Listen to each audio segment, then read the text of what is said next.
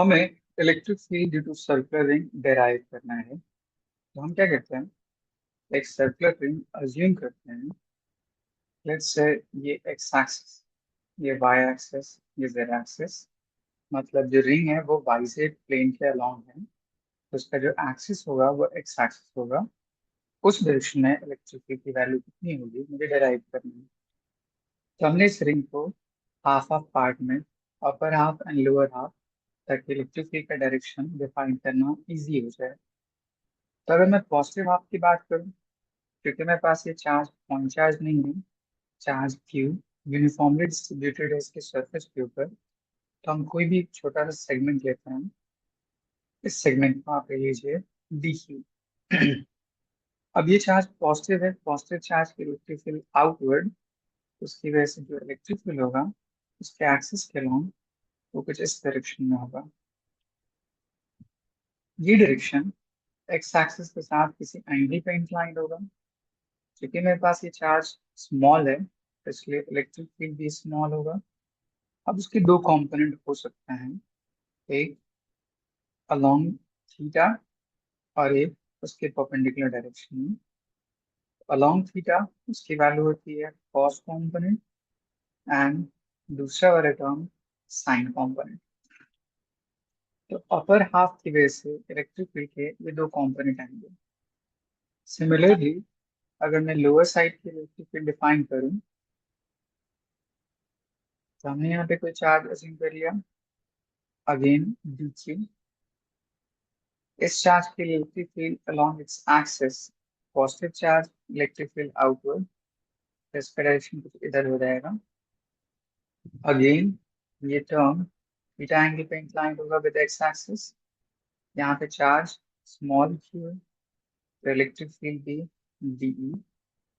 इसके दो component along theta and दूसरा परपेंडिकुलर, तो इस कंपोनेंट को हम कह सकते हैं डीई कॉस थीटा, एंड इस टर्म को कह सकते हैं डीई साइन थीटा।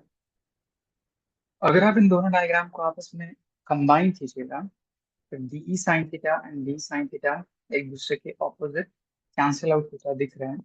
इसलिए हम बोल सकते हैं कि जो नेट इलेक्ट्रिक फील्ड है वो सिर्फ डी कॉस थीटा पे डिपेंडेंट है, बाकी D sine theta complete circle में कैंसिल आउट हो जाएगा।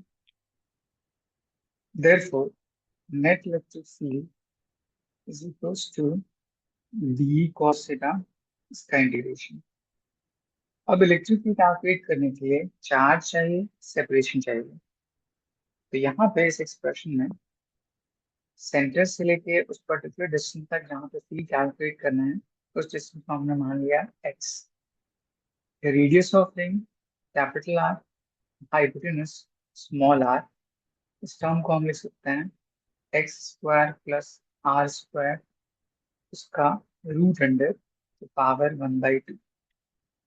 अब इलेक्ट्रिक फील्ड के फॉर्मूले में वैल्यूज पुट कर दीजिए। तो D D electric field K Q divide by R square multiplied by cos theta. यहाँ पे जो थीटा होगा, ये थीटा और ये थीटा दोनों इक्वल वर्टिकली अपोजिट एंगल। अगर मैं सर्कमफेरेंस के अलोंग किसी भी पॉइंट पर रोटेट करूँ, तो ये जो लाइन होगा वो इस पॉइंट पे सेम एंगल सब्टेंड करता होगा हर पॉइंट पे, इसलिए थीटा कांस्टेंट होगा। एंड इस थीटा के लिए base X and hypotenuse R, so cos theta is base over hypotenuse, इसका इंटीग्रेशन। इस पूरे एक्सप्रेशन में वेरिएबल सिर्फ dq है, तो इसको इंटीग्रेट करेंगे तो total charge present on ring q के इक्वल हो जाएगा। तब इसकी वैल्यू आ जाएगी net electric field is equals to K Q times X divide by R Q. अब इस r की वैल्यू हमने दे रखी है X square R square to the power 1/2, further power 3, power के ऊपर पावर मल्टीप्लाइड हो जाता है, फिर पूरी वैल्यू आ जाएगी k times Q X divide by X square plus R square to the power 3/2 is equal to E. तो ये आपका फाइनल एक्सप्रेशन होता है इलेक्ट्रिक फील्ड के लिए ड्यू टू सर्कुलर रिंग।